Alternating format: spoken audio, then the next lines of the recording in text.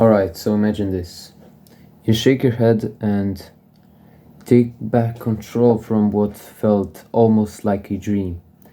You don't know what you are doing, you don't know where you are, what time it is. You look at your surroundings. You are laying on the couch, eating some junk food, and browsing through all the programs on the TV or maybe even on your phone. You look at the clock and realize it's been 3 hours since you last eaten and you just wanted to take a little rest after you ate so everything could digest properly in your body. And here you are 3 hours later, still laying on the couch, eating junk food and doing the things you're not supposed to do.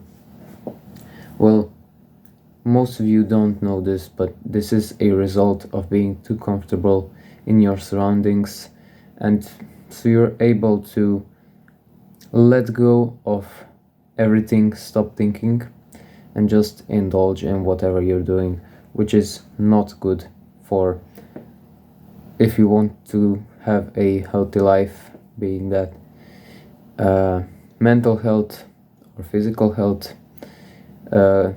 Not too much comfort is too much comfort is not good. So that's what I wanted to say. For example, I have another example that happened to me actually yesterday. So there were two girls on this bus station and they were talking to each other. They seemed like normal, nice people. And one of them had a little vape thing and she took, I don't know, like five puffs in the duration of the 15-minute conversation they had. And so she took a puff every, I don't know, 3 minutes, let's say. Then, when they were finished talking, they said their goodbyes, went separate ways, and waved to each other.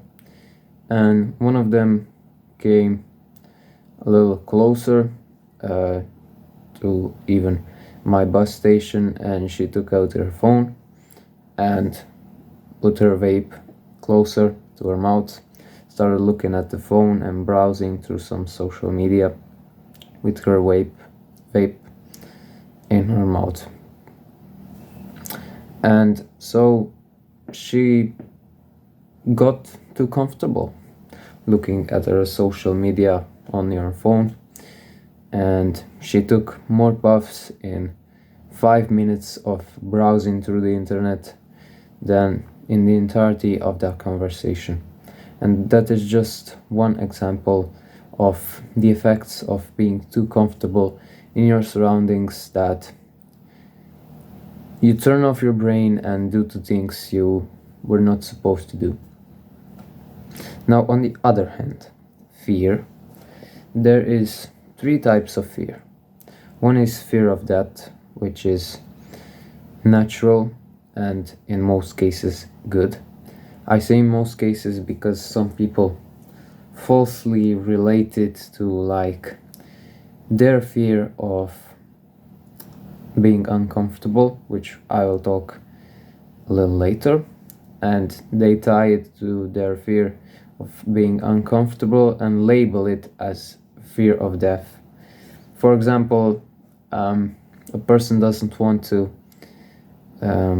train martial arts because they say they'll get hurt, they say they'll get kicked in the face, their brain won't work properly, but they are just coping because they don't want to step out of their comfort zone, do something new, and play with risk a little. Not everything in life has to be safe, right? So most people aren't ready to take a step out of the comfort zone, even if it's good for them. The second fear is fear of taking responsibility. This fear is actually when you do something dumb and you don't want to get caught doing it, or you don't want anybody seeing you do it. A good example of this is actually what I'm doing right now, starting a new YouTube channel and growing it out from zero up. So your friends might see it and think it's funny. And this happened to me actually, but I can tell you it's not even that bad. If you do something you really love and enjoy and you have a good reason for doing it, you're doing it for a good cause, you have nothing to be ashamed of.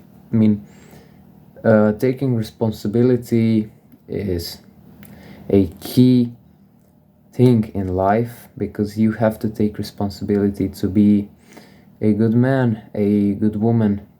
You need to take responsibility to grow up.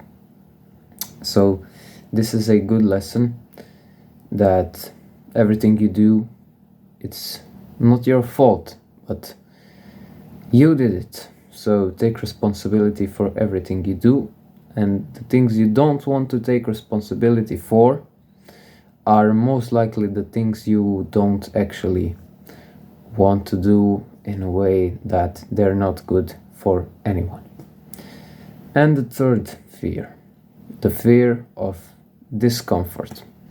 This is the worst fear in my opinion, because it messes up so much lives every day.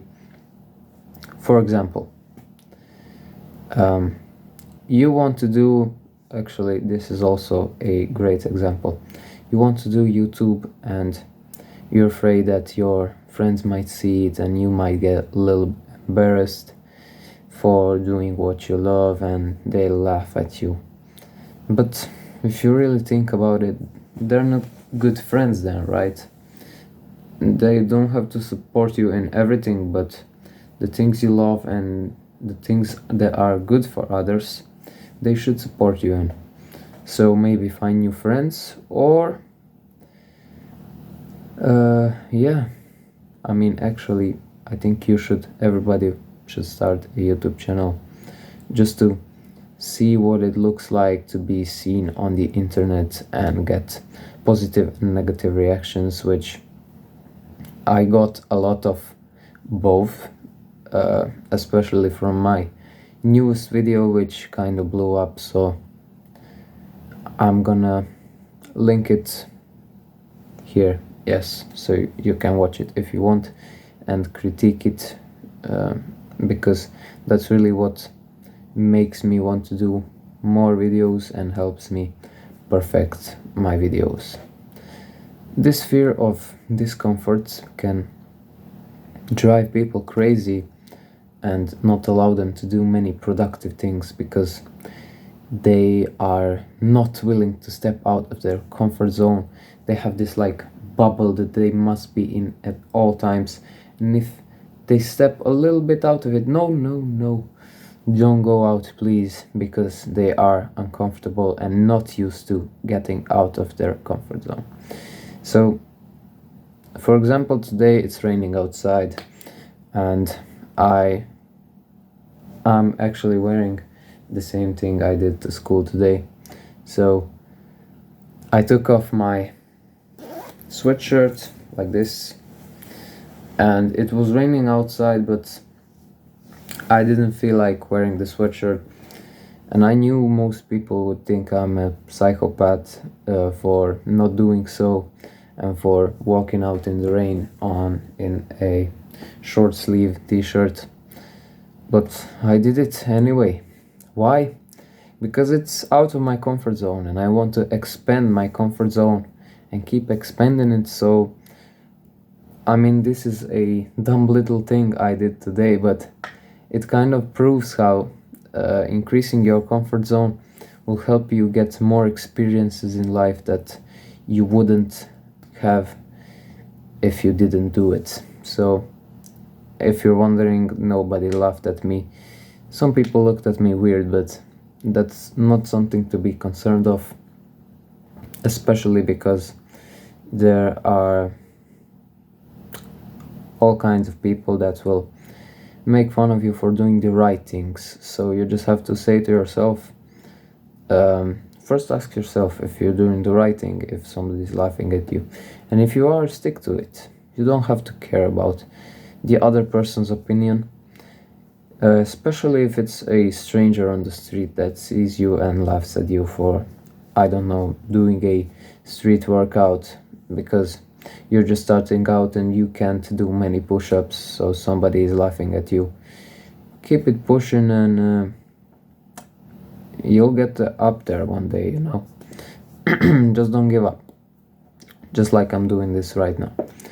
I want to expand my YouTube channel and expand my comfort zone so I can be able to do much more things in life, and I think that's why you're here too.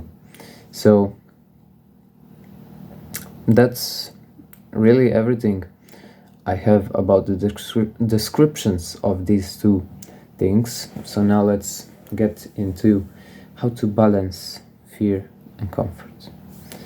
So as I previously said, it's not good to be in your comfort zone at all times, because all great failures are a product of too much comfort, or of, you know, fear ramming you over, or just overall dumb ideas. So first things first, figure out if something you're about to do is dumb, and or is it good for you. Next thing, do it if it's good. So if you're going to jump off a bridge without a parachute, you're most likely going to die. So that's not a good thing to do. So you list that off. But for example, you're not comfortable making a YouTube channel, but the benefits are here. You're going out of your comfort zone, you're gaining popularity, you have an option to spread your message, maybe even later on make some money on it. So isn't that just a great idea? And even if you don't succeed, what's the problem? You get nothing bad in return, except for maybe some mean comments. But as I said, it's a stranger on the internet and everybody can type a comment. Sorry. Everybody can type a comment and you don't have to bother around those little negative things in your life, because if you look at your life as a whole and if you do the right things, it will be positive. So there is two steps really. Determine if something is good for you and if you want to do it, and if it's out of your comfort zone or in your comfort zone, and then if it meets the requirements, do it. There is not much more to it. Your brain will try to stop you, just like all of our brains do. They don't want to be uncomfortable, but you have to endure it to be a greater man. Okay, so now that you learned that, I suggest you practice it every day on the little things, just like I did today, not wearing a sweatshirt when it was raining. So basically, I suggest you be a psychopath. I'm just kidding. Thank you for watching. I'll see you in the next video, and remember, a disciplined man is a happy man. See you, brother.